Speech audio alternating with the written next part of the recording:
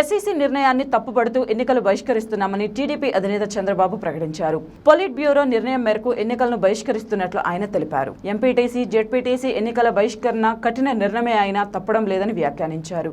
ఎన్నికలంటే టీడీపీకి భయం లేదన్నారు. ప్రజా కోర్టులో అధికార పార్టీని దోషిగా నిలబెడతామని చంద్రబాబు హెచ్చరించారు. బలవంతపు అక్రమ ఏకగ్రీవాలపై చర్యలు తీసుకోకపోవడాన్ని ఆయన తప్పుబట్టారు. జాతీయ స్థాయిలోనూ పోరాటం కొనసాగిస్తామని తెలిపారు.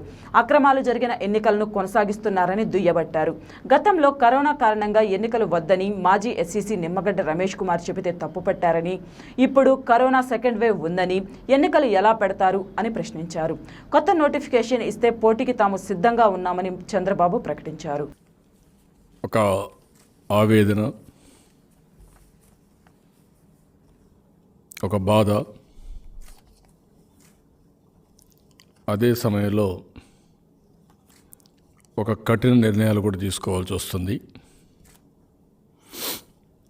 ఈరోజు భారతదేశ స్వాతంత్రం కోసం ఎన్నో త్యాగాలు చేశారు. మేము బ్రిటిష్ పాలనలో ఉండడం కాదు, మేము స్వతంత్ర పౌరులుగా బ్రతకాలి, ప్రజాస్వామ్యం మాకు కావాలని ఆ రోజు పోరాడి మన వాళ్ళందరూ త్యాగాలు చేసి స్వాతంత్రాన్ని సాధించుకున్నాం. ఇప్పుడే భారతదేశం మొత్తం 75వ ఇండిపెండెన్స్ డే కూడా మనం జరుపుకోవడానికి ముందుకు పోతున్నాం. ఇలాంటి సందర్భంలో మీరు ఒకసారి చూస్తే రాజ్యాంగంలో ఫ్రీ అండ్ ఫెయిర్ పోలింగ్ జరగడానికి, ఒకప్పుడు ఎన్నికలు కూడా ప్రభుత్వమే కండక్ట్ చేసేది, స్థానిక సంస్థలు కానీ లేకపోతే ఒక ఆఫీసర్ని పెట్టి, లేకుంటే ఢిల్లీలో అయితే కొంచెం బెటర్గా. ఇప్పుడు స్వయం ప్రతిపత్తి కలిగినటువంటి రాజ్యాంగంలో ఇచ్చిన అధికారం ప్రకారం సెంట్రల్ ఎలక్షన్ కమిషన్, అదే మాదిరిగా స్టేట్ ఎలక్షన్ కమిషన్ని నియామకం చేసుకోవడం. వాళ్ళు కూడా ఒక్కసారి ఎలక్షన్ కమిషన్ అయిన తర్వాత చాలా వరకు ఎక్కడ కూడా రాగద్వేషాలకు అతీతంగా, ఒకప్పుడైతే స్టేషన్ ఢిల్లీలో ఉంటే ఢిల్లీ నుంచి భారతదేశం మొత్తం ఎలక్షన్ అంటే ప్రతి ఒక్కరూ భయపడిపోయి గల్లీలో ఉండే అధికారి కూడా జవాబుదారీతనంతో పనిచేసిన సందర్భం. ఆ విధంగా ఎలక్షన్స్ జరిగాయి. ఈరోజు మన రాష్ట్రంలో స్థానిక సంస్థల ఎన్నికలు ఒక ఫార్స్గా తయారైపోయింది. రాజ్యాంగం ప్రకారం ఫాలో కావడం లేదు, చట్టానికి అనుగుణంగా పనిచేసే పరిస్థితి లేదు. అన్ఫేర్ ఎలక్షన్స్, అప్రజాస్వామికంగా ఎలక్షన్స్, ఇది ఎవ్వరు కూడా హర్షించే పరిస్థితులు కూడా లేరు. అంత దారుణమైన ఎలక్షన్ జరిగే పరిస్థితికి వచ్చింది. ఈరోజు మీరు ఒక్కసారి చూస్తే 28వ తారీఖున ఈ last month election commission retire అయ్యారు. ఎలక్షన్ కమిషన్ రిటైర్ కాక మునిపే ఎందుకు మేము ఈ కఠిన నిర్ణయం తీసుకున్నాం అనే దానికి జస్టిఫికేషన్ మీరు అందరూ కూడా గుర్తుపెట్టుకోవాల్సిన అవసరం ఉంది. రాష్ట్ర ప్రజలందరూ కూడా అనుభవించారు. పంచాయతీ ఎన్నికలు చూశారు, మున్సిపల్ ఎన్నికలు చూశారు, ఇప్పుడు ఎంపీటీసీ, జెడ్పీటీసీ నామినేషన్లు చూశారు. చూసిన తర్వాత అందరికీ ఒక అవగాహన వచ్చింది. అలాంటి సమయంలో ఎలక్షన్ కమిషన్ ఉండగానే 28వ తారీఖున 8వ తారీఖున పోలింగ్ జరుగుతుంది, 10వ తారీఖున కౌంటింగ్ జరుగుతుందని మంత్రులు స్టేట్మెంట్ ఇస్తారు. ముఖ్యమంత్రి 1 వీక్ లోపల ఎలక్షన్స్ పెట్టేయాలని ముఖ్యమంత్రి చెప్తాడు. అంటే వాళ్ళు డిక్టేట్ చేసిన తర్వాత ఎలక్షన్స్ ఏ విధంగా జరుగుతాయని ప్రభుత్వాన్ని నేను అడుగుతున్నా, ఈ యొక్క ప్రజల్ని నేను అడుగుతున్నాను. ముందే మంత్రులు డేట్లు చెప్పడం, ముఖ్యమంత్రి 1 వీక్లో ఎలక్షన్ జరగాలని డిక్టేట్ చేయడం, దాని తర్వాత మీరు ఒకసారి చూస్తే ఎలక్షన్ కమిషన్ వచ్చిన వెంటనే ఆల్ పార్టీ మీటింగ్ పిలిచారు. ప్రమాణ స్వీకారం అయింది, ఆల్ పార్టీ మీటింగ్ పిలిచారు. ఆల్ పార్టీ మీటింగ్ పెట్టి state level on 2/4/2021 at 11 a.m. to discuss about assumption of adjourned election process of MPTCs and ZPTCs in the state, which was postponed on 15/3/2020 due to COVID outbreak, and to seek their cooperation to enable the commission to hold free and fair election. ఇది ఎప్పుడు పంపించారు?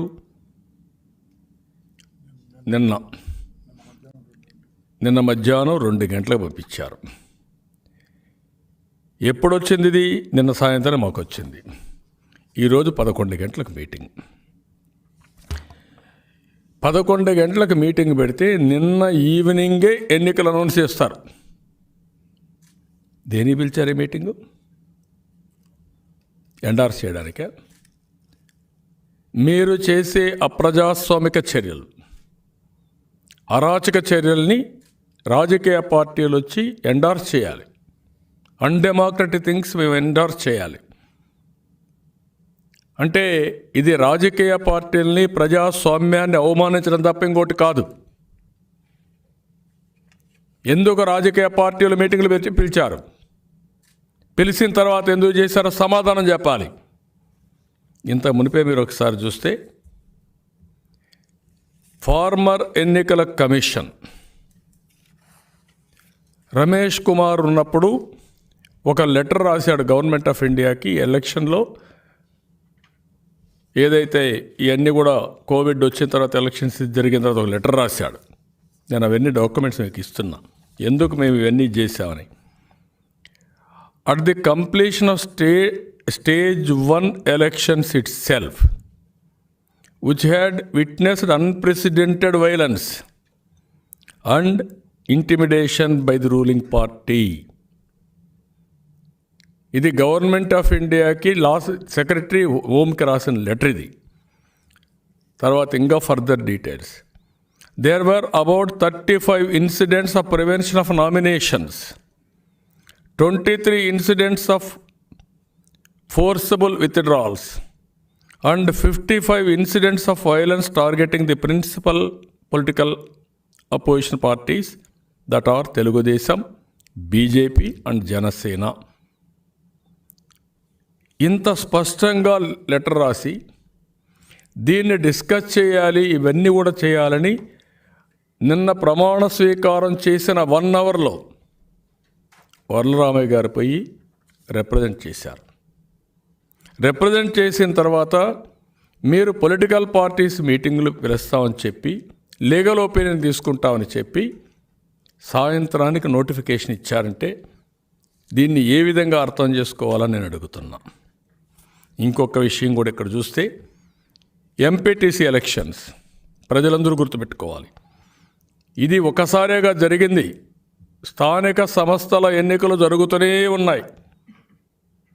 అయితే అప్పుడప్పుడు improvement జరుగుతూ వచ్చింది. ఒకప్పుడు ఆఫీసర్లు ఒక పంచాయతీరాజ్ సెక్రటరీ ఎన్నికలు పెట్టే పరిస్థితి నుంచి ఈరోజు స్వయం ప్రతిపత్తి కలిగినటువంటి ఒక ఎన్నికల కమిషన్ రాష్ట్ర స్థాయిలో ఎన్నికలు నిర్వహించే పరిస్థితికి వచ్చారు. ఉదాహరణకు 2014లో ఎంపీటీసీలు 16,589 గాను 346 యునానిమస్ అయినాయి, అంటే 2%. నిన్న 9,696కి 2,362 అయినాయి, అంటే 24%. దీనికి సమాధానం చెప్పమంటున్న ఈ ఎన్నికల కమిషన్కి, మీరు ఎన్నికలు పెడతామంటున్నారు, మీకు అర్హత ఉందని అడుగుతున్నా నేను. You answer this. గుడ్డిగా సంతకాలు పెట్టడం కాదు, ఇక్కడ లాలోచి పడడం కాదు. ఇంపార్షియల్గా ఎన్నికలు కండక్ట్ చేసే పరిస్థితుల్లో మీరు ఉండాలి. ఫ్రీ అండ్ ఫేర్ పోల్ జరగాలి. జడ్పీటీసీలు 96 2014లో, అంటే 0.09%.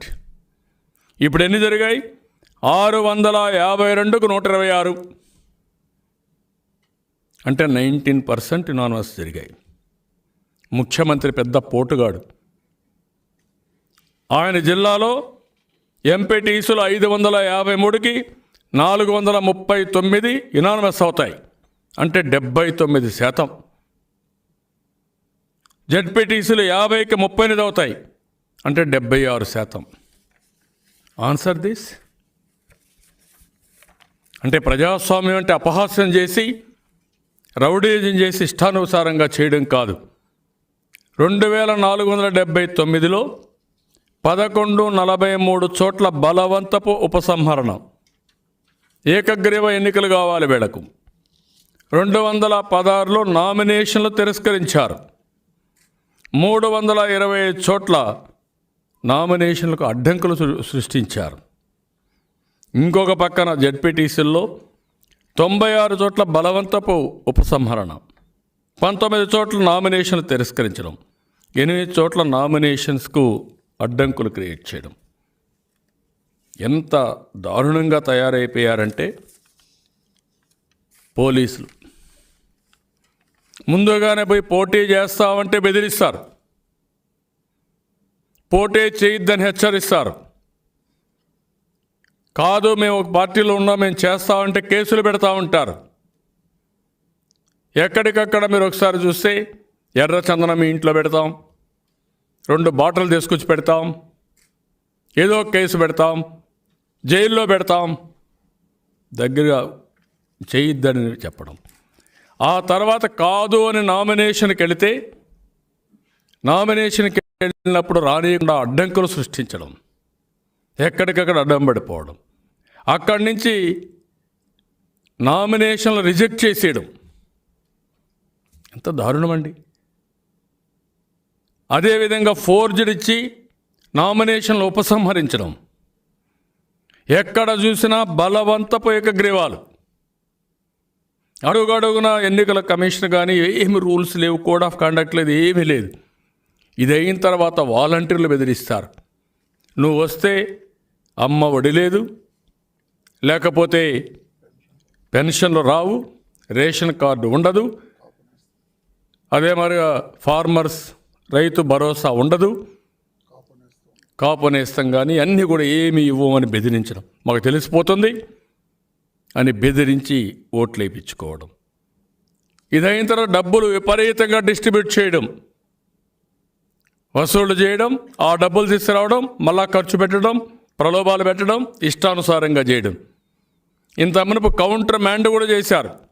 ఎక్కడన్నా ఇలాంటి డబ్బులు పంచారని సందర్భాలు వచ్చినప్పుడు కౌంటర్ మ్యాండ్ చేసే పరిస్థితి నుంచి ఇప్పుడు ఏకపక్షంగా చేస్తామంటే పట్టించుకున్న నాదుడు లేడు. అక్కడి నుంచి ఇంకో పక్కన చూస్తే రిజల్ట్స్ అన్నీ వన్ సైడ్. రాత్రిలో మిడ్ నైట్ డ్రామా 9 వరకు మా వాళ్ళు కూడా సమానంగా వస్తారు. 9 నుంచి ఏకపక్షంగా అనౌన్స్మెంట్లు వస్తాయి.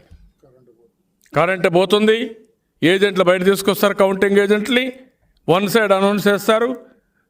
సింగిల్ డిజిటే ఉండాలంటే అవే నామినేట్ కౌంట్ చేయాలంటే కాదు, రీకౌంటింగ్ ఏవైనా చేసి 200 ఓట్లు వచ్చినా 300 ఓట్లు వచ్చినా చేసి 3 సార్లు, ఒకసారే చేయాలంటే 3 సార్లు చేసి కడను డిక్లేర్ చేస్తారు. ఏమవుతున్నది? ఎన్నికల కేసు. ఎన్నికల కేసు ఎప్పుడు తిరుగుతుంది? 2 ఏళ్లకో 3 ఏళ్లకో 4 ఏళ్లకో. దాని మీద ఎవరికి ఇంట్రెస్ట్ ఉంటుంది? ఎవరికి ఇంట్రెస్ట్ ఉండదు. పోయింది, నా టైం ఎక్కడ వేస్ట్ చేసుకుంటాం, నేను ఎక్కడ పోరాడతాననే పరిస్థితికి వచ్చేస్తున్నారు. ఇంత దుర్మార్గంగా ఎన్నికలు కండక్ట్ చేసి ఇంకొక పక్కన మీరు చూస్తే ఇష్టానుసారంగా ఇప్పుడు ఇక్కడ ఎస్సీసీ ఉంది. ఒకప్పుడు ఈవిడ చీఫ్ సెక్రటరీ, తర్వాత ముఖ్యమంత్రికి అడ్వైజర్. ఈవిడ చీఫ్ సెక్రటరీగా ఉన్నప్పుడు హైకోర్టు పిలిచారు, ఈవిడ్ని బోనెక్కిచ్చారు. ఏవైతే పంచాయతీ బిల్డింగులు కలర్లు వేశారు, ఇష్టానుసారంగా చేశారు, అవి ఎందుకు మేము ఆర్డర్స్ ఇస్తే చేయరని కంటెంప్ట్ కింద పిలిపించి చీవాట్లు పెట్టినా పట్టించుకోలేదు. అది ఆవిడ రాజభక్తి. ఆవిడ ఇప్పుడు ఎన్నికల కమిషన్. ఇంకో పక్క ఆ రోజు ఎన్నికల కమిషన్ ఉన్నాడు, ఆయనకు సహకరించారా వీరు? ఎక్కడా సహకరించినటువంటి దాఖలాలే లేవు. ఈ పార్టీ మాట్లాడారు 10/4/2020 వైసీపీ ప్రభుత్వం చెప్తూ రిటైర్డ్ ఐఏఎస్లు ప్రభుత్వ పెద్దల వద్ద పనిచేసి ఉండడం వల్ల చాలా సందర్భాల్లో నిష్పాక్షికత ప్రశ్నార్థకంగా మారుతుంది. ఎస్సీసీగా రిటైర్డ్ హైకోర్టు జడ్జిని నిర్ణయించాలని నిర్ణయం తీసుకున్నాం. హైకోర్టు రిటైర్డ్ జడ్జిని నిర్ణయించాలని నిర్ణయం తీసుకున్నాం. ఎందుకు చేయాల? ఇప్పుడే ఎస్సీసీ హైకోర్టు జడ్జా ఎందుకు చేయలేకపోయారు? సమాధానం చెప్పని అడుగుతున్నాను. ఇవన్నీ చూస్తూ ఉంటే ఇంకొక పక్కన ఈ కేసు సుప్రీంకోర్టులో చాలా స్పష్టంగా ఆర్డర్స్ ఇచ్చారు. ఈ కేసులో మీరు ఒకసారి చూస్తే సుప్రీంకోర్టులో 437/2020లో ఇది సుప్రీంకోర్టుకి ఎన్నికల సమయంలో పోయినప్పుడు ఇమ్మీడియట్గా ఎలక్షన్స్ పెట్టడం, ఆ రోజు సుప్రీంకోర్టు ఇచ్చిన ఆర్డర్స్ మీరు చూస్తే, we direct that since the election commission has already taken the decision to postpone the elections, there shall be a post-decisional consultation with the state of Andhra Pradesh before taking the next date is notified by the election commission. The model code of conduct for the election shall be reimposed 4 weeks before the date of polling. చాలా స్పష్టంగా, the model code of conduct for the election shall be reimposed 4 weeks before the date of polling. ఈవిడ కూడా chief secretary కదా, ముఖ్యమంత్రికి అడ్వైజరే కదా. చదివారా supreme court decision మీరు? ఇవన్నీ కూడా గుర్తుకొస్తాయనే కదా మీరు రాత్రి చీకటి ఆర్డర్ ఇచ్చారు.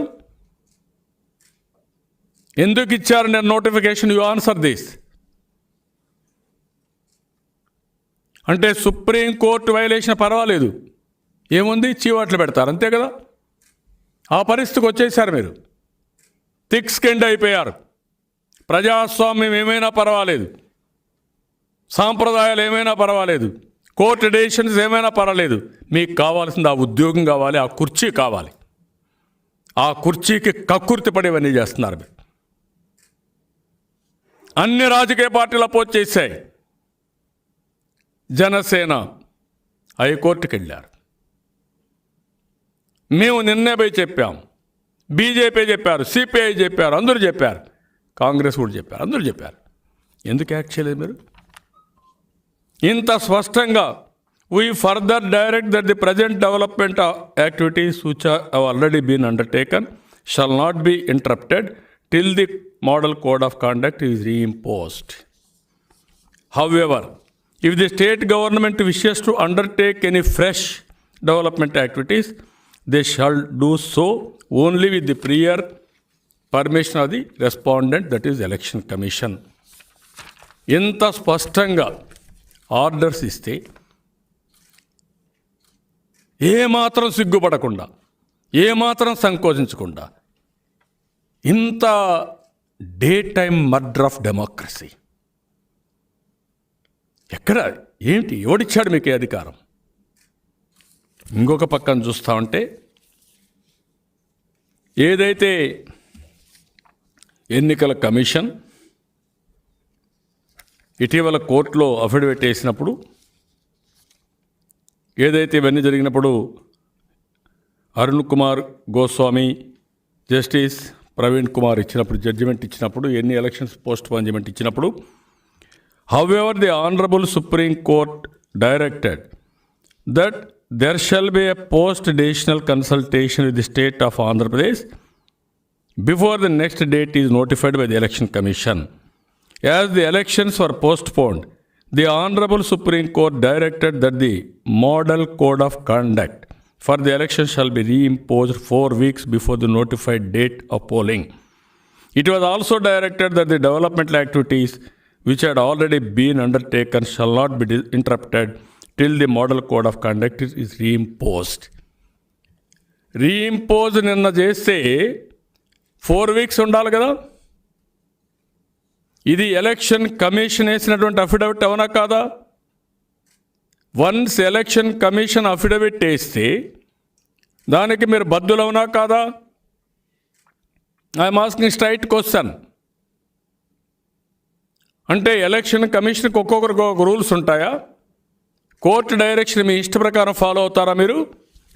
అదే మాదిరిగా ఇంకొక పక్కన చూస్తే దీన్ని ఇంకా సపోర్ట్ చేయడానికి చూస్తే election commission of India 2 August 2013 అందరికి సర్క్యులేట్ చేసినప్పుడు ఇది subject judgement dated 5/7/2013 of the supreme court of India in SLPC number 21455 of 2008 and TC number 112 of 2011, S. Subramaniam Balaji versus to Government of Tamil Nadu and others, framing of guidelines for election manifesto regarding.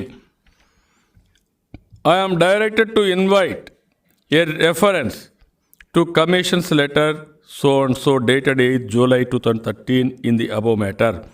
You may recall that the said judgment, the Supreme Court has directed the Election Commission to frame guidelines and election manifesto in consultation with the recognized political parties to be included as part of the Model Code of Conduct.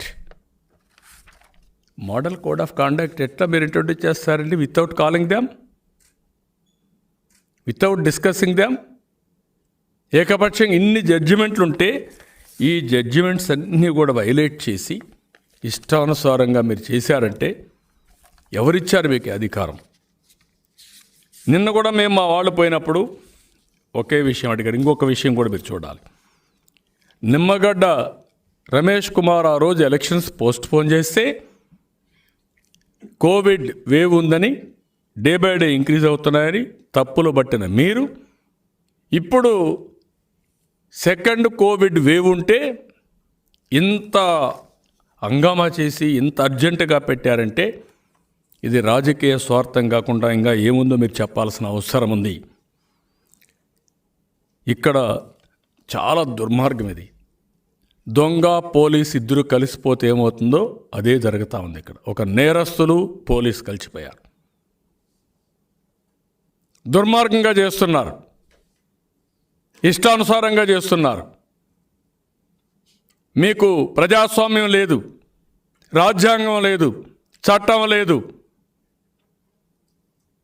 Jagan Reddy ఏది చెప్తే అదే రాజ్యాంగం అనుకుంటున్నారు. రోజు వస్తుంది. ఇప్పటికే మీరు దోషులుగా కోర్టులోకి ఎన్నిసార్లు పోయారో మీరు చూశారు.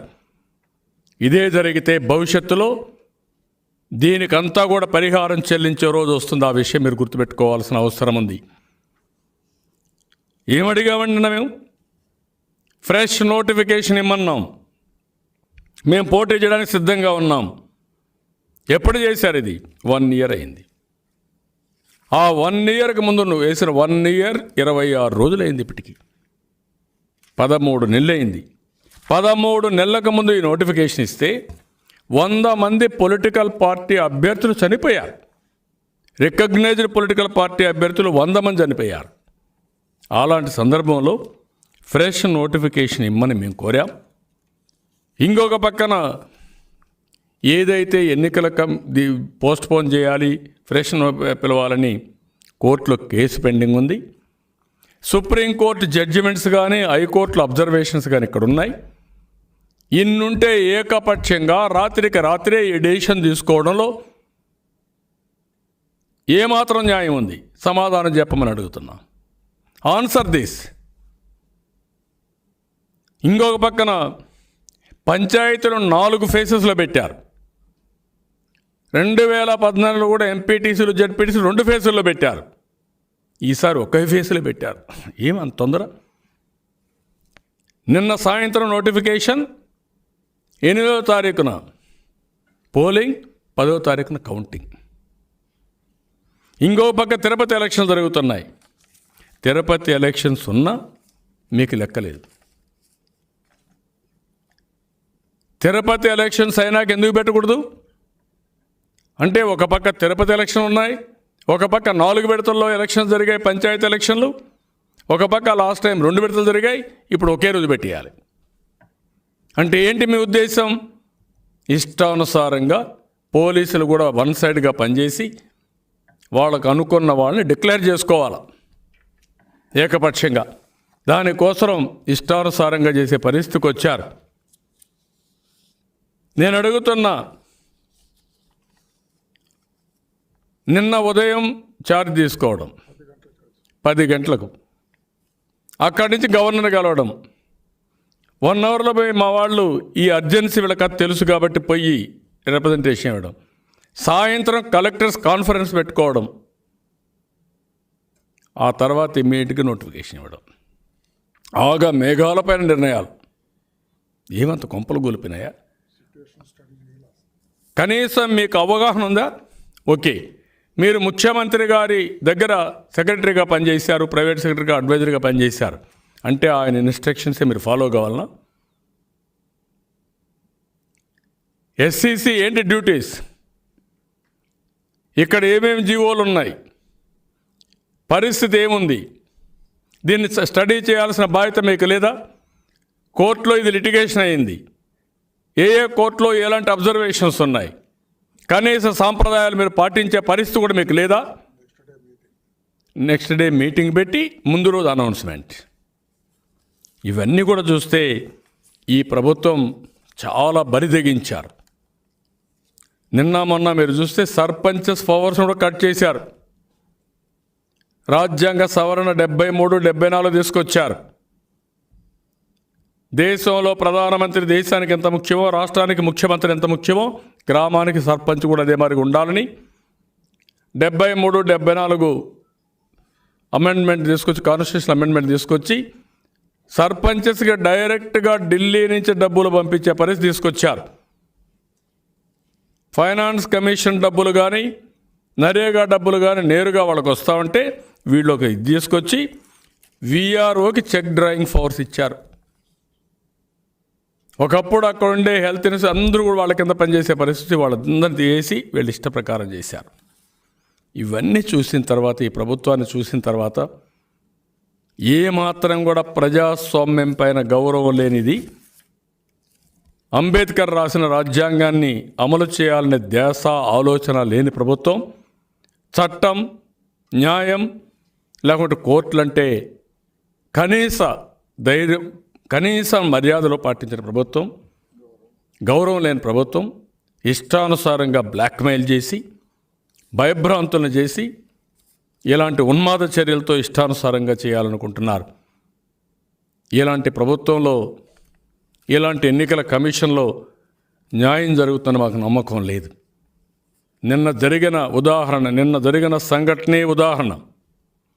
ఉదయం నుంచి సాయంత్రం వరకు జరిగిన డెవలప్మెంట్స్ మీరు చూస్తే సామాన్యుడు కూడా ఈ ఎలక్షన్ కమిషన్ పైన నమ్మకం లేదు. ఈవిడ ఒక రబ్బర్ స్టాంపు.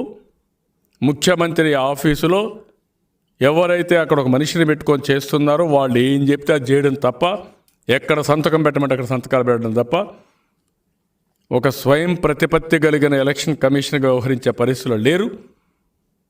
వీళ్ళ ఎలక్షన్స్ పైన మాకు నమ్మకాలు లేవు. అందుకని ఈ ఎన్నికల్ని బహిష్కరించడం తప్ప ఇంకొక మార్గం లేదనే ఉద్దేశంతో మా పార్టీ ఒక నిర్ణయం చేసుకున్నాం. బాధ, ఆవేదన, నామినేషన్లు వేసినప్పుడు బాధపడ్డారు మా కార్యకర్తలు, నాయకులు, అడ్డం పడ్డారు, దెబ్బలు కొట్టారు, పోలీస్ కేసులు పెట్టారు, అయినా కూడా ధైర్యంగా ఫేస్ చేశారు. అక్కడి నుంచి అనేక ఎన్నికల్లో, పంచాయతీ ఎన్నికల్లో ఇబ్బందులు పడ్డాం, మున్సిపల్ ఎన్నికల్లో ఇబ్బందులు పడ్డాం, అయినా కూడా ఫేస్ చేశారు. ఇప్పుడు వచ్చిన తర్వాత చూస్తూ ఉంటే ఫ్రీ అండ్ ఫేర్ పోలింగ్ జరుగుతున్న నమ్మకం లేదు. ఒకవేళ మా వాళ్ళు గెలిచినా మళ్ళీ అనౌన్స్ చేస్తారని నమ్మకం లేదు. మళ్ళా తప్పుడు కేసులు పెట్టరని నమ్మకం లేదు. సిరీస్ ఆఫ్ ఇన్సిడెంట్ చూసిన తర్వాత ఈరోజు బహిష్కరించడం తప్ప ఇంకొక మార్గం లేదనే ఉద్దేశంతో ఒక కఠిన నిర్ణయం తీసుకోవాల్సి వచ్చింది. ఇది మా పార్టీలో ఉండే కార్యకర్తలందరూ, పోటీ చేసిన అభ్యర్థులందరికీ కూడా బాధ, ఆవేదన ఉంది. నిన్నటి నుంచి నేను విడివిడిగా కొంతమందితో మాట్లాడాను. ఈరోజు ఉదయం పాలిట్ బ్యూరో, జనరల్ బాడీతో మాట్లాడాను. అదే మాదిరిగా మా యొక్క పోటీ చేసిన అభ్యర్థులతో, ఎంపీటీసీ, జెడ్పీటీసీ అభ్యర్థులతో మాట్లాడాను. అదే మాదిరిగా మా వాళ్ళు ఎవరైతే మండల పార్టీ అధ్యక్షులు, ముఖ్యమైన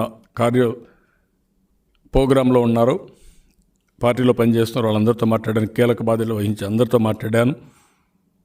ఈరోజు మళ్ళీ హైకోర్టులో కూడా మేము కూడా ఒక పిటిషన్ వేసాం. ఇది undemocratic, unconstitutional. Violation of supreme court guide lines ఇలాంటి జరగడానికి వీలేదని వేశాం. అది కూడా రేపు విచారిస్తామంటున్నారు. ఇవన్నీ ఒక పక్క న్యాయం కోసం పోరాడుతూనే ఇంకొక పక్క ఇలాంటి అప్రజాస్వామిక చర్యలతో మేము కూడా భాగస్వాములు కాలేం. అందుకే ఎన్నికలను బహిష్కరిస్తున్నాం, వీరోచితంగా పోరాడతాం. ఇంత మునుపు కూడా చాలాసార్లు ఇలాంటి సంఘటనలు జరిగాయి. జయలలిత మొత్తం ఎన్నికలన్నీ బాయ్కాట్ చేసింది, లోకల్ బాడీస్ చేసింది, బై ఎలక్షన్లు చేసింది. అరాచకాలు పెరిగిపోయినప్పుడు ఈవెన్ ఎప్పుడో జ్యోతిబాసు కూడా చేశాడు, వీళ్ళు కూడా చేశారు, కొన్ని ఎలక్షన్స్లో బాయ్కాట్ చేశారు. కానీ బాత్తో చేస్తున్నాం. ప్రజాస్వామ్యాన్ని అపహాస్యం చేసినప్పుడు పోరాడాం, పోరాడుతూనే ఉన్నాం. అయినా కూడా వీళ్ళు ఇష్ట ప్రకారం చేస్తున్నారు. కాబట్టి ఇలాంటి సమయంలో బహిష్కరించడం తప్ప ఇంకొక మార్గం లేదనే ఉద్దేశంతో ఒక కఠినమైన నిర్ణయం నా 40 సంవత్సరాల రాజకీయ జీవితంలో ఈరోజు తీసుకోవాల్సి వచ్చింది. ఎప్పుడూ లేదు. ఒక్కసారి మీరు అనలైజ్ చేయండి. భారతదేశ చరిత్రలో ఎప్పుడైనా ఇలాంటి నిర్ణయాలు జరిగాయా? ఎప్పుడో రేర్గా 1-2 సార్లు తప్ప. దానికి కారణం ఏంటి? మీడియా అందరూ కూడా అవగాహన చేసుకోవాలి, ప్రజలు అర్థం చేసుకోవాలి. ఏంటి ఉన్మాద చర్యలు, ఏంటి రౌడీ పాలిటిక్స్, ఎందుకు ఈ విధంగా రాష్ట్రాన్ని ఒక విధంగా చెప్పాలంటే ఎక్కడికి తీసుకుపోతున్నారో అర్థం కాని పరిస్థితి తీసుకొచ్చారు. చాలా దుర్మార్గంగా ప్రవర్తించారు. అయినా కూడా రాజీలేని పోరాటం చేస్తాం, వదిలిపెట్టే సమస్య లేదు. మళ్ళా ఈరోజు ఈ ఎన్నికల్లో మేము పోటీ చేయనంత మాత్రాన పొలిటికల్ యాక్టివిటీలు ఎక్కడ తగ్గే సమస్య లేదు. ఉధృతంగా పనిచేస్తాం. వీళ్ళని దోషులుగా అడుగడుగు నిలబెడతాం, వీళ్ళ అవినీతిని ఎండగడతాం, అప్రజాస్వామిక చర్యలను ఎండగడతాం, ప్రజా వ్యతిరేక విధానాలను ఎండగడతాం. మళ్ళా రాబోయే రోజుల్లో పార్టీని బలోపేతం చేసుకుంటూ అన్ని విధాలా ముందుకు పోతామని చెప్పి నేను మీకు తెలియజేసుకుంటూ, ప్రజలందరూ కూడా అర్థం చేసుకోవాల్సిన ఇంత కఠిన నిర్ణయం చేసినారు తెలుగుదేశం పార్టీని. మా చరిత్రలో 39వ 40వ ఆవిర్భావ దినోత్సవాన్ని మొన్న జరుపుకున్నాం. 39 సంవత్సరాల సుదీర్ఘ అనుభవంలో ఎప్పుడూ లేనటువంటి ఇబ్బంది, ఎప్పుడూ లేనటువంటి అప్రజాస్వామిక చర్యలు ఈరోజు జరిగాయంటే ఇది చాలా బాధేస్తుంది. అలాంటి కఠిన నిర్ణయం తీసుకొని ముందుకు పోవాల్సి వచ్చిన దానికి బాధపడుతూ ప్రజలందరూ అర్థం చేసుకోవాల్సిన అవసరం ఉంది. ఇప్పటికైనా మీరు అవగాహన పెంచుకోవాలి. ఇది మాకెందుకు అనుకొని మీరు అనుకుంటే భవిష్యత్తులో ప్రజాస్వామ్యం లేకపోతే, అడిగే వ్యక్తులు లేకపోతే ప్రజల సమస్యలు కూడా ఇంకా దారుణం అయిపోతాయి. కనీసం మీ అభ్యర్థుల్ని మీకు ఎవరు కావాలనో ఎన్నుకునే అవకాశం కూడా ఈ ప్రభుత్వంలో లేకపోతే ఇంకెంత దారుణం మీరు అర్థం చేసుకోవాలి. రేపు గ్రామంలో మీరు ఏం మాట్లాడగలుగుతారో అర్థం చేసుకోవాల్సిన అవసరం ఉంది. ఆ విషయాన్ని మొన్న కూడా state election commissioners must be independent persons who are not holding post under central or state governments. Supreme court స్టేట్లో సెంట్రల్లో కాదు, ఇంట్లో పని చేసుకోవాలని పెట్టుకున్నారు అడ్వైజర్గా పనిచేసిన వాళ్ళు. ఇప్పుడు దీనికి సమాధానం చెప్పాల్సిన అవసరం ఉంది. వీళ్ళకి సాంప్రదాయం లేదు, పాడు లేదు, ఏది ఉండదు. సాంప్రదాయాలు తెలియని వ్యక్తులు ఎక్కడికక్కడ ఒక నేరస్తులే రాజకీయాల్లోకి వచ్చి ఇష్టానుసారంగా చేసినప్పుడు ఇలాంటివన్నీ జరుగుతూ ఉంటాయి.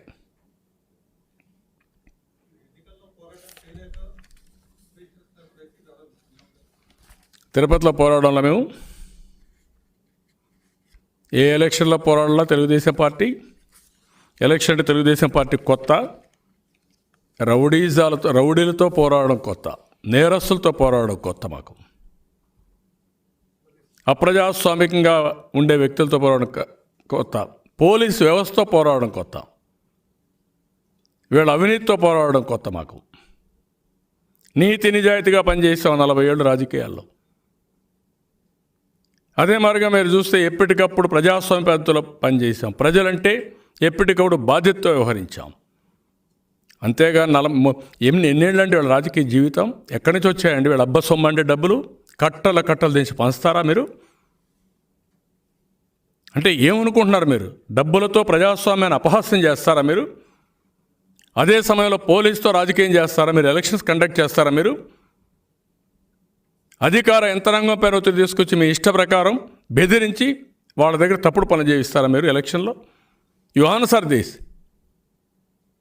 అదే పోలీసు వ్యవస్థ సెంట్రల్ ఎలక్షన్ కమిషన్లు ఎట్ట పనిచేస్తున్నారు, రాష్ట్ర ఎన్నికల కమిషన్లో ఎట్ట పనిచేస్తారో మనం చూసాం. ఇవన్నీ ఉన్నాయి.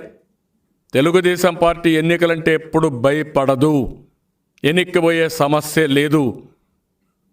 మీలాంటి వాళ్ళు చాలామంది చూసాం. కానీ ఈరోజు మీరు చేసే ఉన్మాద చర్యల్ని ఎండగట్టడం కోసం, ప్రజల్లో చైతన్యం తేవడం కోసం ఒక కఠిన నిర్ణయం తీసుకున్నాం.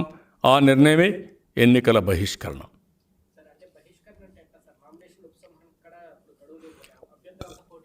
మేము ఉండమని చెప్తున్నాం, పోటీలో మేము లేవని ప్రజలకు చెప్తున్నాం. పేరుంటుంది, దానికి మనం ఏం చేయలేం కదా. ఇప్పుడు ఆ స్టేజ్లో ఎప్పుడు కూడా ఎన్నికల పోలింగ్ ముందు కూడా బహిష్కరించిన రోజులు చాలా ఉన్నాయి, చాలా సందర్భాలు ఉన్నాయి. ఆ సిచ్యువేషన్ బట్టి అలాంటి సిచ్యువేషన్ క్రియేట్ చేశారు.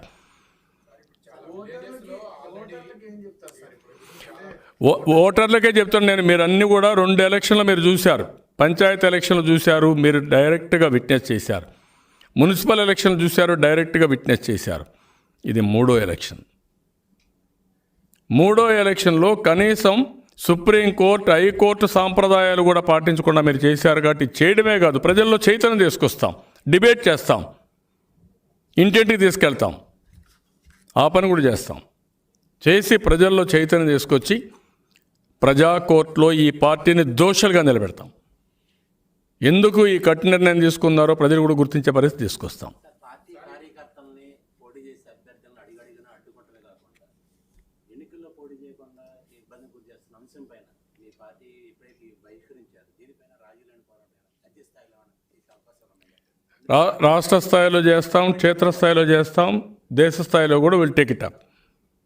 ఈ బహిష్కరించి ఇక్కడ వదిలిపెట్టాం. ఒక యాక్షన్ ప్లాన్ తయారు చేసి తిరుపతి ఎలక్షన్లో ఒక పక్క చేస్తూనే ఇంకొక పక్క ఈ ప్రోగ్రాం కూడా తీసుకొని జాతీయ స్థాయిలో రాజ్యాంగబద్ధంగా ఉండే అన్ని వ్యవస్థలకు కంప్లైంట్ చేస్తాం, అన్ని స్థాయిల్లో తీసుకెళ్తాం, దీని మీద పోరాటం చేస్తాం. రాజకీయ అనుభవం ఎలాంటి ఎప్పుడు విపరీతంగా పరిస్థితి ఎదుర్కోలేదు, ఎప్పుడు లేదు.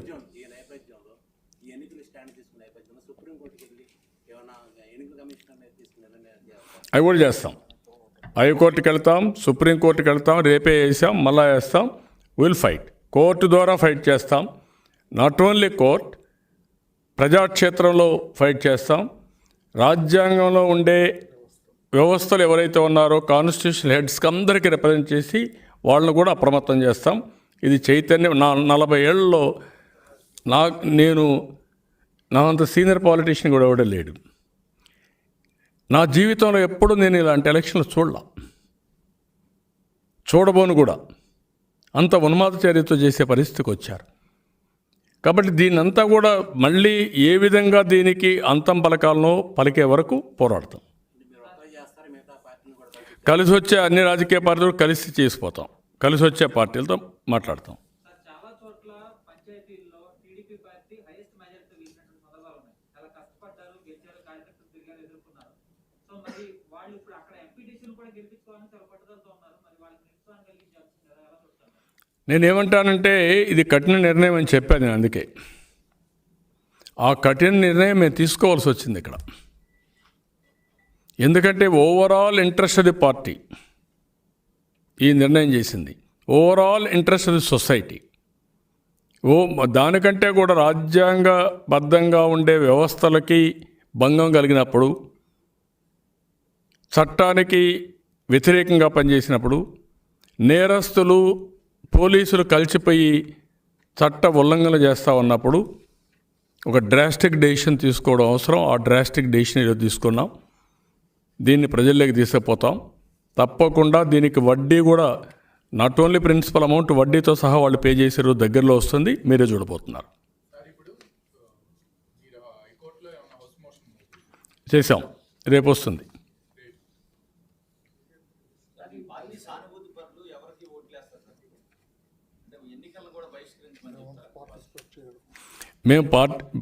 మేము అడిగేది ఏంటంటే తెలుగుదేశం పార్టీ ఎన్నికలను బహిష్కరిస్తున్నాం.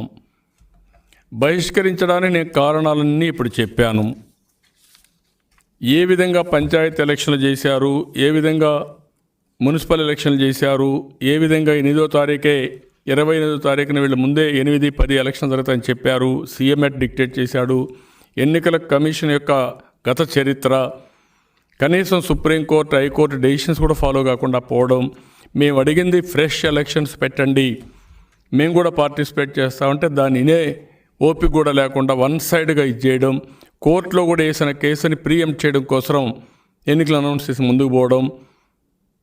మేము ఒక్కరే ఇలా జనసేన వేశారు, ఇంకొక పార్టీ వేశారు, అవి కూడా కాకుండా చేయడం, ఇవన్నీ చేసి ఇష్టానుసారంగా చేశారు. కాబట్టి దీనిపైన మేము నిర్ణయం చేశాం, ప్రజల్లో ఎడ్యుకేట్ చేస్తాం, వీళ్ళని ఎండగడతాం. లాస్ట్కి ఎవరైతే మీరు అన్నారో ప్రజలకు కూడా అప్పీల్ చేస్తున్నాం, మీరు కూడా అర్థం చేసుకొని సహకరించమని. ఏ రూపంలో సహకరిస్తారో వాళ్ళ ఇష్టం, అది వాళ్ళు ఏం చేస్తారో వాళ్ళు ఆలోచించాల్సిన అవసరం ఉంది. నేను అది ఇప్పుడు మాట్లాడడం లేదు. ఎందుకు మాట్లాడడం లేదంటే వాళ్ళు ఏ నిర్ణయం తీసుకుంటారో దాన్ని బట్టి మేము కూడా క్షేత్రస్థాయిలోకి వెళ్ళినప్పుడు ఎడ్యుకేట్ చేస్తాం. Various aspects will tell.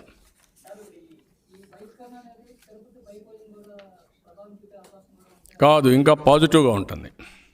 తిరుపతిలో ఆలోచించుకోవాలి వీళ్ళ డ్రామాలన్నీ.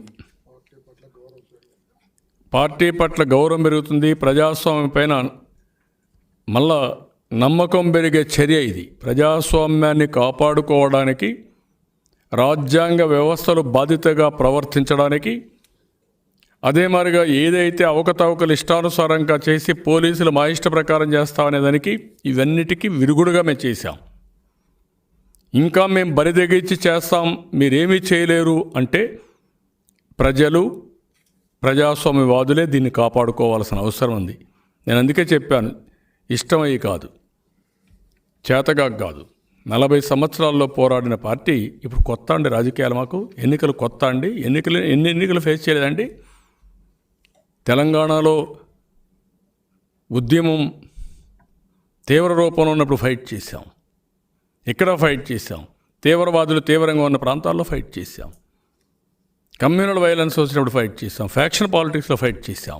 ఎప్పుడు ఫైట్ చేయలేదు, ఎప్పుడు వదిలిపెట్టాం ఎలక్షన్లో, ఎప్పుడు వదిలిపెట్టలేదు. కానీ ఇప్పుడు ఎందుకు వదిలిపెట్టాం?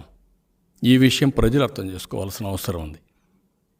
ప్రజాస్వామ్య హితులు కూడా అర్థం చేసుకోవాల్సిన అవసరం ఉంది. దేశం కూడా అర్థం చేసుకోవాల్సిన అవసరం ఉంది. ఈ రాష్ట్రాలు అదే, అందుకే నేను ఒకసారి మీరు ఆలోచిస్తే ఉత్తర కొరియా, దక్షిణ కొరియా ఎగ్జాంపుల్స్, బెస్ట్ ఎగ్జాంపుల్స్ మనకు. ఒక దేశంలో ఉండేటివి. దక్షిణ కొరియా ప్రజాస్వామ్య స్ఫూర్తితో ఎప్పటికప్పుడు కాంపిటేటివ్ ఎకానమీ పోయారు, డెవలప్డ్ కంట్రీ అయ్యారు. ఉత్తర కొరియా ఇంకొక పక్క డిక్టేటర్కి వెళ్ళారు, ఫినిష్ అయిపోయారు. అలాంటి డిక్టేటరల్ యాటిట్యూడ్ ఉండే వ్యక్తి ఇక్కడికి వచ్చాడు. ఎక్కడికి తీసుకుపోతారు ఈ రాష్ట్రాన్ని? నిన్న కూడా మీరు ఆదాయాలు చూసుంటారు. మార్చిలో జీఎస్టీ 5% ఉంది ఆంధ్రప్రదేశ్ గ్రోత్. సౌత్ ఇండియాలో లోయెస్ట్, బేస్ ఇది లోయెస్ట్, గ్రోత్ ఇది లోయెస్ట్.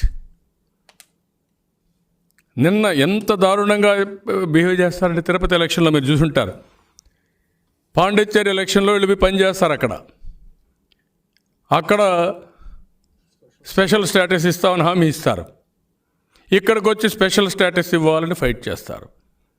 ఇక్కడికి వచ్చి మేము బీజేపీతో కలిసామని చెప్పి ప్రచారం చేస్తారు. మీరు మనుషులా? మీది ఒక నాలుక? మీకేమైనా బుద్ధి జ్ఞానం ఉందా మీకు?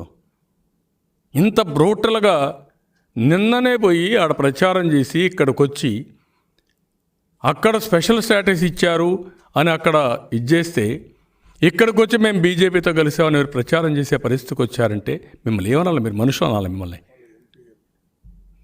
మీ మనుషులే, వాళ్ళ ఎంపీలే వెళ్ళారు. దీనికి సమాధానం చెప్పండి. అంటే ప్రజల్ని మీరు అంత చులకనగా ఎస్టిమేట్ చేస్తున్నారు, భయపడుతున్నారు. కాబట్టి ఎన్నికల ముందేం చెప్పారండి? ఢిల్లీ మెడల్ వంచుతామని చెప్పారు కదా మీరు. 25 గెలిపించమన్నారు కదా, 22 గెలిపించారు కదా. ఇంకొక పక్క మీరు చెప్పారు కదా ఢిల్లీలో ఆ రోజు, మొత్తం గెలిపిస్తే మేము సాధిస్తాం.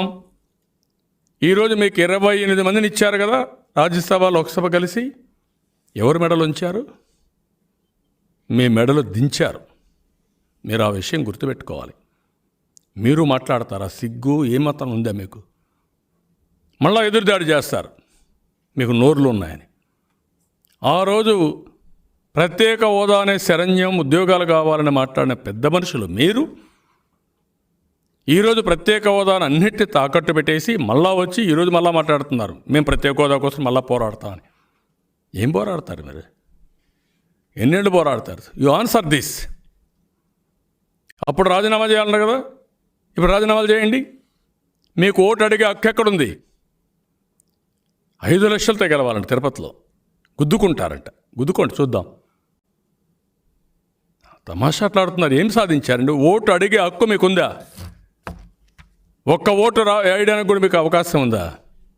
ఏం పొడిచారని? పోలవరం సాధించారా? స్టీల్ని కాపాడారా? విభజన చట్టంలో హామీలను కాపాడారా? లేకపోతే ప్రత్యేక హోదా సాధించారా? పిల్లలకు ఉద్యోగాలు ఇచ్చారు? ఏమి ఇచ్చారని మీకు ఓట్లు వేయాలా? ధరలు నియంత్రణ చేశారా? ఏది చేయలే. రాష్ట్రాన్ని నాశనం చేసేశారు. ఎంత సమయమైన దాడులు దాడులు దాడులు, పోలీస్ కేసులు కేసులు కేసులు ఇవే.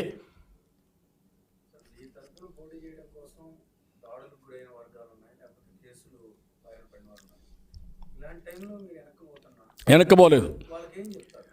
నేను వెనక్కిపోవడం లేదు. కానీ ఈ ప్రత్యేకమైన పరిస్థితిలో ఎవరైతే పోరాటం చేస్తున్నారో వాళ్ళందరికీ విజ్ఞప్తి చేస్తున్నా, మీ అందరి భవిష్యత్తు కోసరం, రాష్ట్ర భవిష్యత్తు కోసరం, పార్టీ ప్రయోజనాల కోసరం ఈ నిర్ణయం తీసుకున్నాం, కఠిన నిర్ణయం తీసుకున్నాం. ఎవరైతే ఈరోజు పోరాడి త్యాగాలు చేశారో ఆ త్యాగాలు చేసిన అందరికీ హామీ ఇస్తున్నా, మళ్ళా రోజులు వస్తాయి. తప్పకుండా దీనికంటే మెరుగైన గుర్తింపు మీకు ఇచ్చే విధంగా పార్టీ మీకోసం అండగా ఉంటుంది. అది చేసే బాధ్యత నాది. 7,000 మందిని ఈరోజు మేము త్యాగం చేశాం. పోటీ చేసిన వాళ్ళందరినీ, వాళ్ళందరికీ హామీ ఇస్తున్నాం. డెఫినెట్గా చేస్తాం. దాంట్లో ఇంకొక 2,300 మంది బలవంతపు యునానిమస్కి బలైపోయారు. వాళ్ళకు కూడా చెప్తున్నా, తప్పకుండా మీ త్యాగాలు విలువ కట్టలేని త్యాగాలు మీరు చేశారు. మీ త్యాగాలని గుర్తుపెట్టుకుంటా. గుర్తుపెట్టుకోవడం కాదు, మీ రుణం తీర్చుకునే రోజు వస్తుంది. తప్పకుండా మీ రుణం తీర్చుకుంటాం. ఇది కఠిన నిర్ణయం ఎందుకు తీసుకున్నామంటే ప్రజలకు అర్థం కావాలి. చేతగా కాదు అంటే మేము కూడా యుద్ధం చేయాలా, లేకుంటే తీవ్రవాదులు మరి తయారు కావాలా? ఏంటండి ఇది? ఈ రాజకీయం తమాషా అనుకుంటున్నారు. పోలీసుల దగ్గర తుపాకులు ఇచ్చింది మన మీద ఉపయోగించడానికి కాదు. పోలీసులకు అధికారాలు ఇచ్చింది మనల్ని అరెస్ట్ చేయడానికి కాదు, కల్ప్రిట్స్ని పట్టుకోవడానికి, దొంగల్ని పనిష్ చేయడానికి, అసలు దొంగలతో కలవడానికి కాదు. నేను అడుగుతున్న ఈ డీజీపీకి, ఈ పోలీసులకి, ముఖ్యమంత్రి ఈరోజే మీరు చూశారు, వివేకానంద రెడ్డి కూతురు ఢిల్లీకి పోయి అడిగింది. సమాధానం ఉందా? I'm asking straight question. మిమ్మల్ని కూడా అడుగుతున్నా, చెప్పండి. మీరు ఈ పోలీసులు అడుగుతున్నా, చెప్పండి. ఈ ముఖ్యమంత్రిని అడుగుతున్నా, చెప్పండి. You are having any answer? మరి ఏమనుకుంటున్నారు మీరు? కాబట్టి ఇవన్నీ కూడా చాలా దుర్మార్గమైన కార్యక్రమాలు చేస్తున్నారు. మేము కూడా పోరాడడం అంటే మాత్రం ఈ ఉన్మాదులకి ఇంకా అడ్డే ఉండదు. డెఫినెట్గా పోరాడతాం. ఈరోజు మేము తీసుకున్న నిర్ణయం ఇంకా అగ్రెసివ్గా పోరాడడానికి దోహదం చేస్తుంది. ఆ విషయం మీరు కూడా గుర్తుపెట్టుకోవాల్సిన అవసరం ఉంది. Okay, thank you one and all.